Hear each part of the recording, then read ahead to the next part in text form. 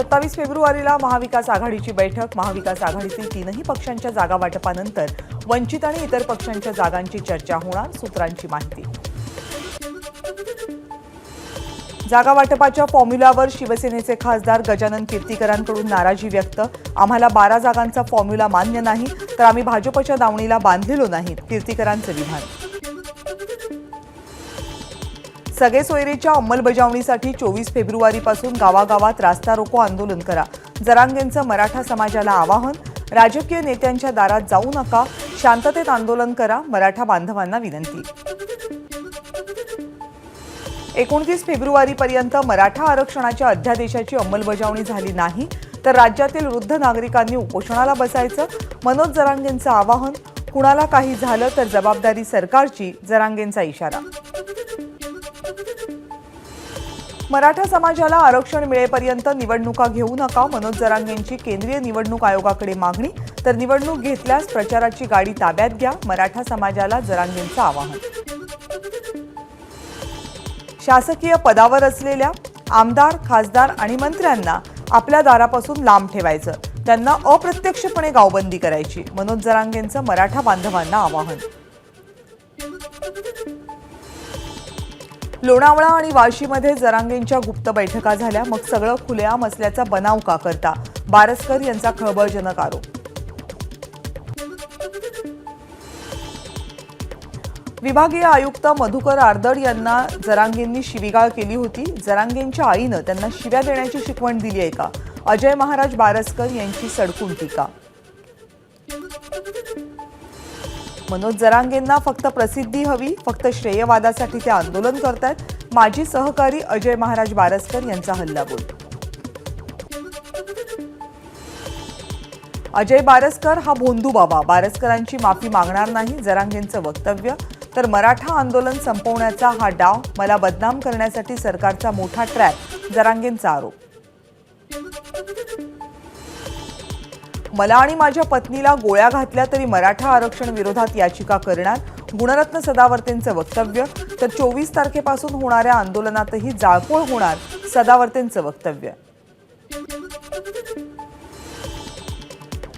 सरकारला सगळ्या सोयऱ्यांबाबत विचार करायला लागणार, अन्यथा मराठा आरक्षण कोर्टात टिकणार नाही, दीपक केसरकर यांची प्रतिक्रिया।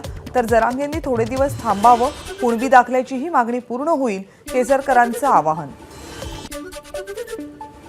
सरकारनं ओबीसी आरक्षणाला धक्का न लावत मराठ्यांना आरक्षण दिलं, याबद्दल आभार, ओबीसी महासंघाचे अध्यक्ष बबनराव तायवाड यांची प्रतिक्रिया। देवेंद्र फडणवीस मुख्यमंत्री असताना अशाच पद्धतीनं मराठा आरक्षण दिलं होतं, पण ते कोर्टात टिकलं नाही, पुन्हा तशाच पद्धतीनं हे आरक्षण मंजूर करून घेतलंय। कायदेतज्ञ बापट यांच्या मते हे आरक्षण कोर्टात टिकणार नाही, शरद पवारांची आरक्षण विधेयकावर प्रतिक्रिया। शरद पवारांना आरक्षणावर बोलण्याचा नैतिक अधिकार काय, भाजपचे आमदार राम कदम यांचा सवाल। तर सत्तेत राहूनही मराठा समाजाकडे दुर्लक्ष करणारे आज मराठा आरक्षणाबाबत बोलत असल्याची टीका। भारतीय जनता पक्ष हा फसवाफसवीच्या पायावर उभा, मराठा आरक्षणापासून ते चंदीगड महापौर पदापर्यंत सगळी फसवाफसवी सुरू, संजय राऊत यांची भाजपवर टीका।